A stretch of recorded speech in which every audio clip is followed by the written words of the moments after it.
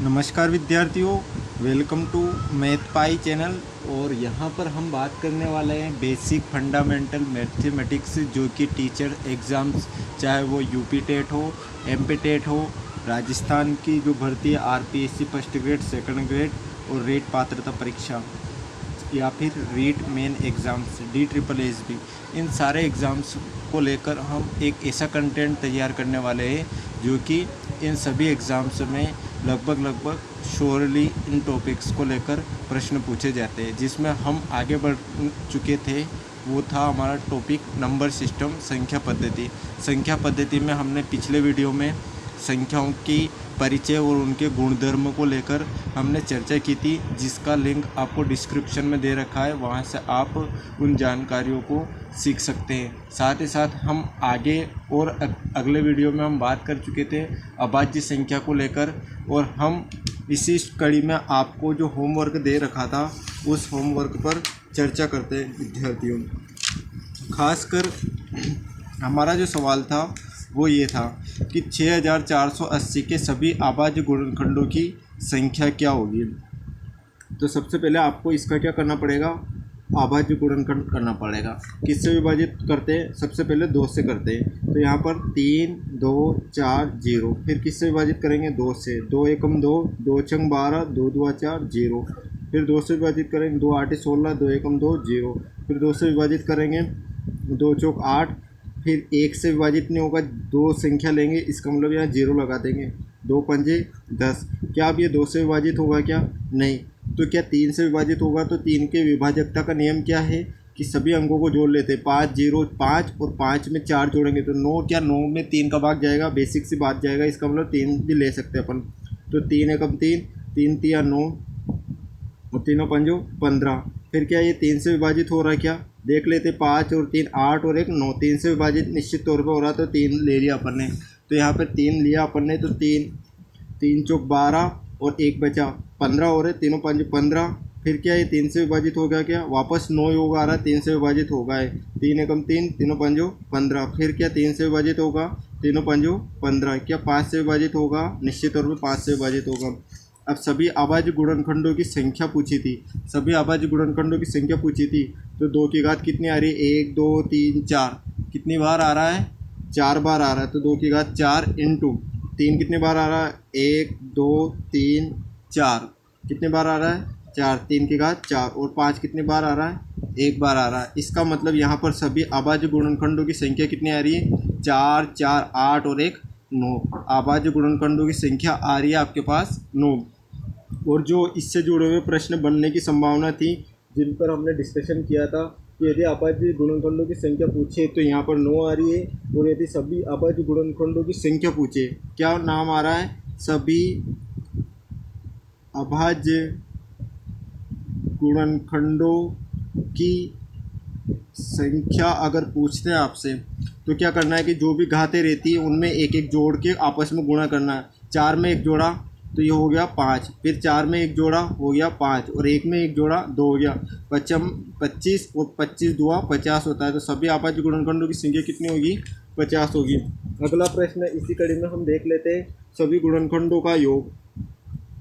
सभी गुणनखंडों का योग अगर आपसे पूछता है सभी गुणनखंडों का योग, तो आपको शुरुआत कहाँ से करनी है? 2 की घात 0, 2 की घात 1, 2 की घात 2, 2 की घात 3, 2 की घात 4। कहाँ तक चलना है? अधिकतम घात तक। फिर कोष्टक लगाना है अगला। 3 की घात 0, 3 की घात 1, 3 की घात 2, 3 की घात 3, ठीक है, और 3 की घात 4। फिर आपस में वापस गुणा करना है। 5 की घात 0 प्लस 5 की घात 1। यहाँ पर हम सरल करते हैं इसको। 2 की घात किसी भी संख्या की घात 0 होना, उसका मतलब 1। 2 की घात 1 का मतलब 2, 4 8 16। फिर यहाँ पर 1 3 9 27 81। फिर यहाँ पर 1 और 5, इनको सरल करते हैं। तो यहाँ पर 20 28 30 31, 31 ये आ रहा है, और यहाँ पर कितना आ रहा है? इनको जोड़ते हैं तो 10 और 30, इनका हो गया 30, इनका हो गया 10, 40 हो गया। 40 120 121 और ये 6। अब गुणा कर लेते हैं इनका। तो इनका गुणा करेंगे तो क्या पाएंगे अपन, 31 का गुणा इनका इसके साथ 6 और 12 और यहाँ पर कितना हो जाएगा 726 हो जाएगा। अब इसका गुणा कर लेते हैं अपन। अब इसका गुणा करेंगे अपन तो इसका आंसर कितना आने वाला है। जैसे गुणा पद्धति को भी आप इधर समझ सकते हो, 726 331 सॉरी 726 और 31, ये एक जीरो लगा दी मैंने यहाँ पर। ठीक है, सीधा गुणा कर लो, 6 कम 6 और साथ ही साथ यहाँ पर तिरछा गुणा करो, 6 तिया 18 और 2 एकम 2, फिर वापस 7 तिया 21, 7 एकम 7 और 3 दूनी 6, फिर इसमें 7 तिया 21। ठीक है, तो ये 6 और यहाँ पे 2 इधर जाएंगे तो कितना हो जाएगा 13 और 1 14 और 1 इधर जाएगा तो 22, तो 22,406 इन सभी गुणनखंडों का योग आ जाएगा, 22,406 आ जाएगा। इसके बाद यहाँ पर और किस प्रकार से प्रश्न बन सकता था, यहाँ पे ये पूछ सकता था वो कि विषम गुणनखंडों की संख्या कितनी है। विषम गुणनखंडों की संख्या, विषम गुणनखंडों की संख्या अगर पूछता तो हमें क्या करना है कि जो भी सम आपको दे रखा है उसको छोड़ दो और बाकी को ले लो, और बाकी में भी क्या करना है आपको कि जो घात है उनमें एक एक जोड़कर गुणा कर देना है। तो यहाँ घात कितनी है 4 है तो 1 जोड़ा 5 हो गया, यहाँ कितनी घात है 1 है तो 1 जोड़ा 2 हो गया, तो 5 दुआ 10। तो विषम गुणनखंडों की संख्या कितने आ गई 10 आ गई। अब यदि हम कुल गुणनखंडों की संख्या में से विषम गुणनखंडों की संख्या घटा देंगे तो सम गुणनखंडों की संख्या आ जाएगी। तो ऐसे भी आप सम गुणनखंडों की संख्या को कैलकुलेट कर सकते हो। जो आभाज्य संख्या से जुड़े हुए प्रश्न बनने की जो संभावना थी वो हमने यहाँ पर ले लिया। अब इसके बाद हम विद्यार्थियों बात करेंगे हमारे इस प्रश्न को लेकर खासकर। तो यहाँ पर हम प्रश्न की श्रृंखला को लेकर आगे बढ़ते हैं और ख़ासकर जानेंगे कि किस प्रकार से हम प्रश्नों को कर सकते हैं। तो यहाँ पर हमारा जो अगला प्रश्न होगा 15 की घात 3 इंटू 20 की घात 4, 23 की घात 5 और 24 की घात 2 के कुल अभाज्य गुणनखंडों की संख्या आपसे पूछी है। तो इसको कैसे कैलकुलेट करना है आपको, तो सबसे पहले तो ये देखना है आपको इनके अभाज्य गुणनखंड निकाल कर देखो। 5 का कितना हो सकता है, 5 या 15 होता है ना, तो 3 गुणा 5 लिख सकते हैं, इसकी होल घात 3 लगा दी। 20 को क्या लिख सकते हैं अपन, 5 चौक 20 होता है, तो 5 चौक 20 होता है, तो 5 तो ठीक है अभाज्य संख्या है, 4 की जगह क्या लिख सकते हो 2 की घात 2 और इसकी होल घात 4। 23 एक अपने आप में अभाज्य संख्या है, इसको ऐसा कर ऐसे रहने दो। 24 तो 24 को कैसे लिख सकते हो, 8 या 24 होता है, 3 तो यहाँ पर अभाज्य संख्या है, 8 या 24 होता है, 8 की जगह क्या लिख सकते हो 2 की घात 3 और इसकी होल घात लगा दो 2। ठीक है, अब इस प्रकार से हम घातों को क्या कर देते हैं डिस्ट्रीब्यूट कर देते हैं। घातें बढ़ जाएगी, 3 की घात 3 हो जाएगी, 5 की घात 3 हो जाएगी और ये घात इसके साथ जाएगी तो 2 की घात हो जाएगी 8। ठीक है, और 5 की घात हो जाएगी 4। इसके साथ ही यहाँ पर 23 की घात है 5 और यहाँ पर ये घात इसके साथ डिस्ट्रीब्यूट होकर 2 की घात 6। ठीक है, और 3 की घात 2। कुल अभाज्य गुणनखंडों की संख्या देखनी थी हमें।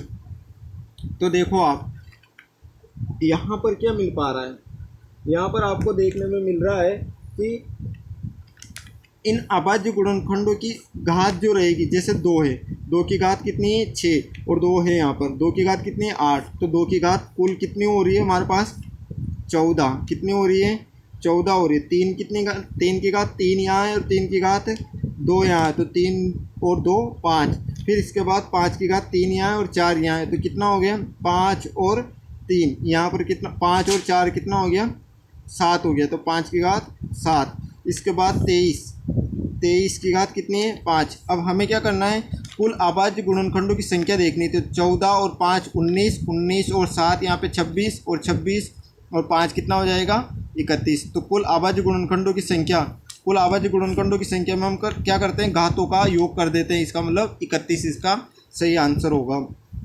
अगला प्रश्न देखो विद्यार्थियों, जैसा कि आपको नज़र आ रहा है 3 अभाज्य संख्याओं का योग आपको दे रखा है 100 है। इनमें से एक संख्या दूसरी संख्या से 36 अधिक है। कितना अधिक है 36 अधिक है। तो बताओ सबसे बड़ी संख्या क्या हो सकती है। तो सबसे पहले तो हम मान लेते हैं कि 3 अभाज्य संख्या हमारे पास a + b + c बराबर कितना है 100 100 है। कितना है? 100 है। उन 3 अभाज्य संख्याओं के बारे में उनका जो योग दे रखा है वो 100 दे रखा है। अब हम ये मान लेते हैं कि एक संख्या, कोई भी अभाज्य संख्या, मान लो कि 2 है, 2 यहाँ पर अपन क्या कर देते हैं? फिक्स कर देते हैं। क्या कर देते हैं? फिक्स कर देते हैं। तो बाकी 2 संख्याओं का योग कितना आ रहा है? 98 आएगा। कितना आएगा? 98 आएगा। लेकिन और अगली पंक्ति में क्या कहा है? इनमें से एक संख्या दूसरी संख्या से 36 अधिक है।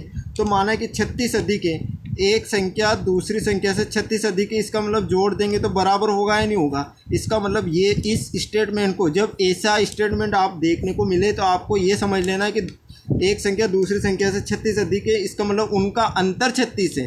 तो उनका अंतर 36 है, उनका अंतर 36 है। इसको सरल कर लेते हैं। इसको सरल करेंगे तो जोड़ेंगे तो 2b बराबर यहाँ पे कितना हो जाएगा? ये 14, और यहाँ पर कितना हो जाएगा? 134, और 2 से ये विभाजित हो जाएगा तो b का मान कितना आ जाएगा? 67। कितना आ जाएगा? 67। b का मान 67 आया तो c का मान कितना आएगा? c का मान कितना आएगा? 36 घटा देते हैं इसमें से, तो 67 में से 36 घटाएंगे तो यहाँ पर b का मान कितना आ जाएगा? b का मान तो 67 है, c का मान कितना आ जाएगा? 36 आ जाएगा। तो यहाँ पर c का मान 36 आया है, तो a का मान कितना है? 2 है। तो सबसे बड़ी संख्या कितनी होगी? तो सबसे बड़ी संख्या कितनी होगी? यहाँ पर 67 होगी। कितनी होगी? 67 होगी। ये बात आपको याद होनी चाहिए। इसके बाद 3 अभाज्य संख्याओं का योग 38 है।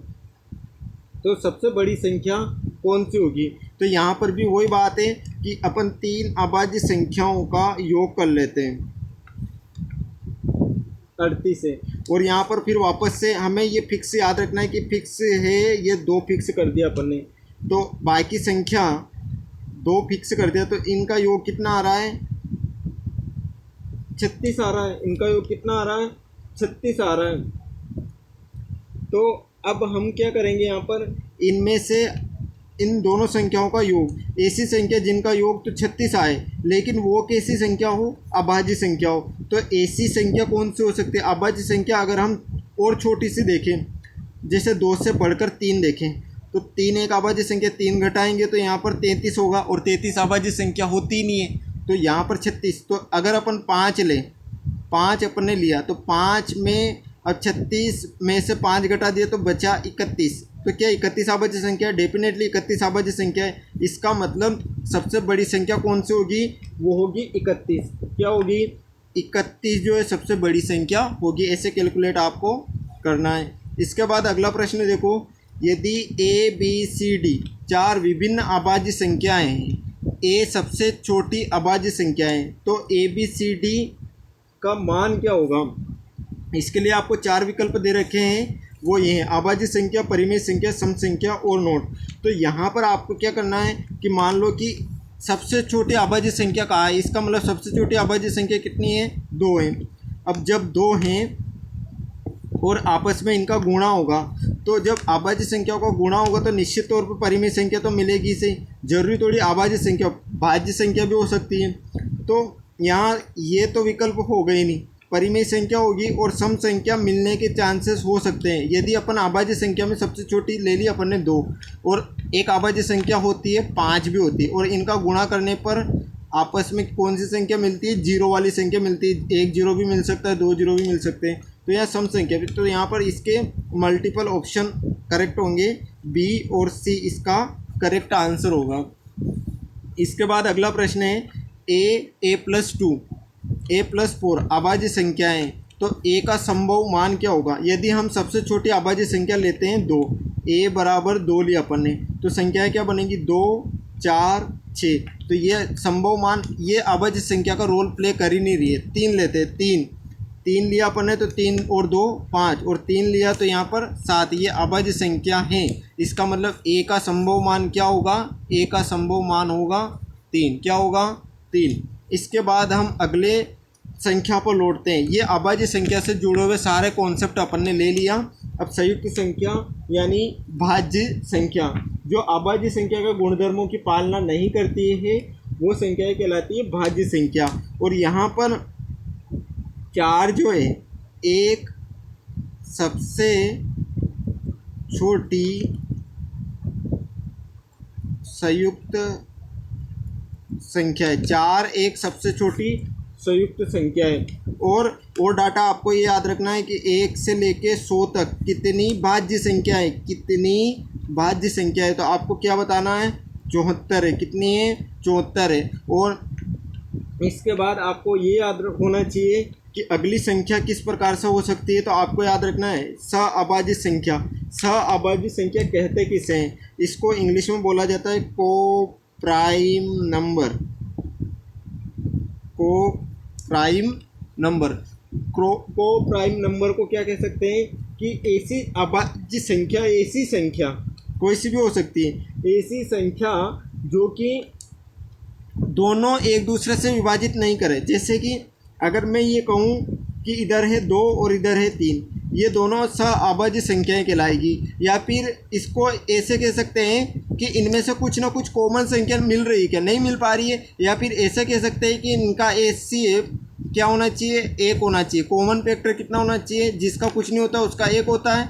तो इसका मतलब कॉमन फैक्टर अगर 1 है तो वो को प्राइम नंबर है ना, जो एक दूसरे को विभाजित नहीं करती है। जैसे अगर मैं ये कहूँ कि 10 और 21, क्या सअभाज्य संख्या कह सकते हैं कि निश्चित तौर पर कह सकते हैं, क्योंकि इन दोनों में कॉमन फैक्टर कुछ भी नहीं आ रहा है। तो ये सअभाज्य संख्या है। तो कुछ आपको थॉट प्रोसेस भी याद होना चाहिए। तो क्या 2 अभाज्य संख्या सदैव सअभाज्य संख्या होती है। 2 अभाज्य संख्या सदैव सअभाज्य संख्या होती है, लेकिन विलोमतः सत्य नहीं है।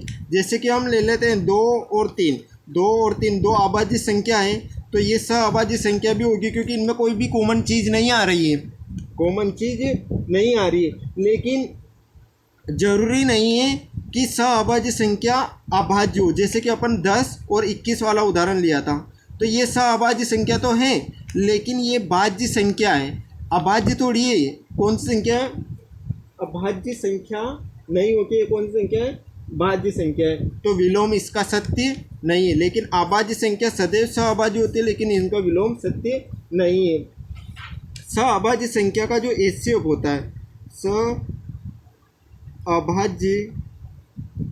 संख्या का HCF कितना होता है, हम डिस्कशन कर चुके हैं, 1 होता है, क्योंकि उनमें कॉमन फैक्टर कुछ भी नहीं होता है। ठीक है। और दो लगातार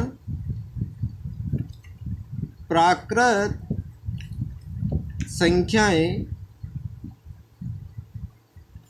सदैव सअभाज्य संख्या होती है। 2 लगातार प्राकृत संख्या सदैव सअभाज्य संख्या होती है। तो सअभाज्य संख्या के लिए आपको क्या याद रखना है कि 2 अभाज्य संख्या सदैव सअभाज्य होती है, लेकिन सअभाज्य संख्या अभाज्य संख्या होना आवश्यक प्रतिबंध नहीं है। सअभाज्य संख्या का HCF हमेशा कितना होता है, 1 होता है। और लगातार 2 प्राकृत संख्याएं सदैव सअभाज्य संख्या होती है। इस सअभाज्य संख्या के बारे में आपको जानकारी याद होना चाहिए। इसके बाद हम मिलते हैं नेक्स्ट वीडियो में, इसी चीज़ को लेकर आगे बढ़ेंगे। तब तक के लिए मुझे दीजिए इजाज़त। नमस्कार, धन्यवाद, जय हिंद, जय भारत।